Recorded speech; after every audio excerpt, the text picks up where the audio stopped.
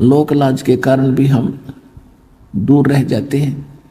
क्या देखते हैं, कई भक्त शुरू में आते थे हमारे पास, कोई लेकर आता था अपने मित्र प्यारे रिश्तेदार को, अब वो आते ही दंडवत करता और वो नो का नो खड़ा ऊंट सा, वो देखा ये क्या बकवाद कर रहे हैं, क्यों वो चौधरी साहब है, उसने शर्मा प्रणाम करते हैं ना।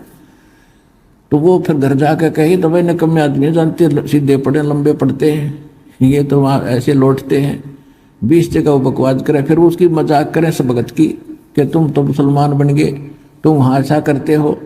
तो वो लोक लाज के कारण यदि उनकी बातों में आके और वो भगत डगमग हो जाता है तो वो भगत गया काम तय।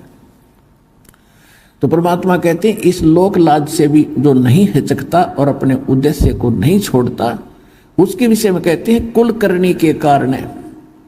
कुल की करनी उनकी मर्यादाओं का निर्वाह करते करते और उसकी लोक लाज में हंसा गया बिगो, यानी भक्ति छोड़ गया तो उसका तो नाश हो गया। बिगो माने नाश हो गया, डूब गया, भक्तिहीन हो गया। और तब वो कुल के कर लेगा जब तू 4 पाया का हो, जब गधा बन के भैंस बन के गाय बन के बंधेगा खुटेगा, तब वो कुल के सहारा देगा तेरे को। तो इन बातों को याद रखे, ये तो 2 दिन के लोक लाज, मृत्यु हुई और फिर पशु बने पाए तुम। तो फिर कहते हैं मात पिता सुत स्त्री आलस बंधु कान और संत मिलन को जब चलाइए अटका में आन, इनका अटकाया अटके नहीं। और फिर संत मिलन को जाए कह कबीर सो संत आवागमन रसाए। एक भक्त कह रहा था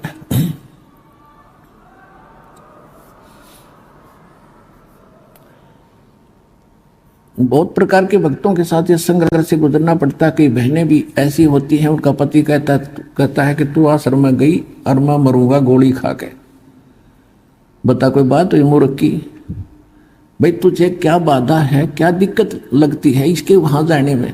कम से कम आप साथ आओ, नाम बेशक ना लो, आप साथ आओ और देखो यहाँ के वातावरण को, अच्छा लगे तो आगे आप भी आओ और उनको भी आने दो। नहीं उस बेटी को बच्ची को रोक के पाप का भागी बनता है व्यक्ति, उसके बाधक बनकर।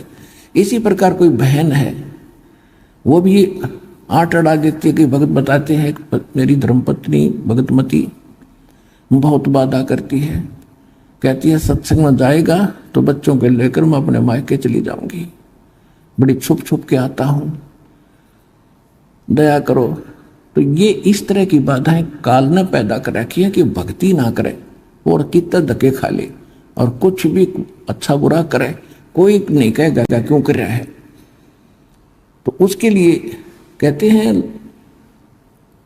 लोक लाज मर्याद जगत की, और कहते हैं तरण जो तोड़ बगावे जब कोई राम भगत गत पावे।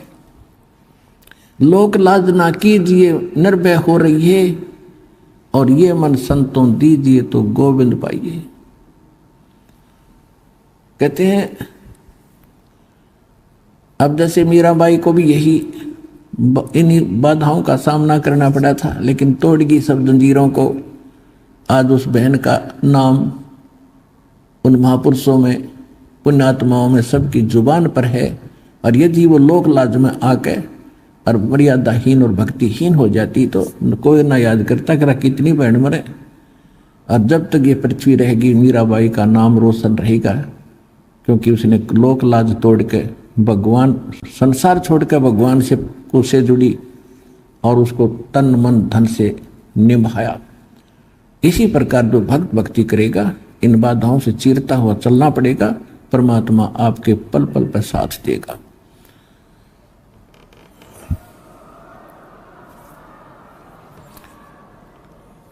एक भक्त कह रहा था कि मेरी पत्नी ने ऐसे बाधा की, मैं उससे छुप कर नाम लेने के लिए आ गया।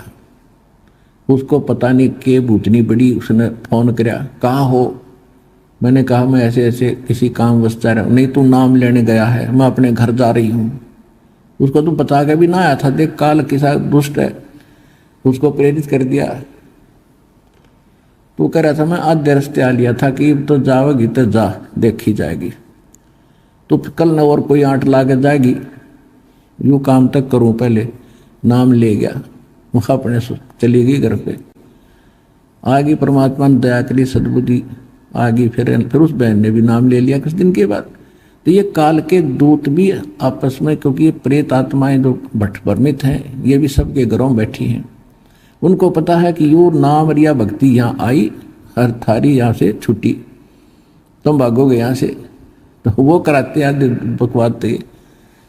और परमात्मा क्या कहते हैं, देवी देव ठाडे भये हमको ठोर बताओ। परमात्मा कबीर जी का नाम लेने के बाद ये सभी देवी देवता भूत पितर उस घर को छोड़ जाते हैं, क्योंकि उनकी पूजा वहाँ नहीं होती। तब परमात्मा के पास, कबीर जी के पास आए, कहा कि आपकी भक्ति जो करते हैं उन्होंने हमारी सब साधनाएं त्याग दी, अब हमें जगह बताओ हम कहाँ जाएं। तो कबीर साहब कहते हैं, जो मुझको पूजा नहीं उनको लूटो खाओ, जो मेरी भक्ति नहीं करते तो तुम्हारे लिए छोड़ रखे।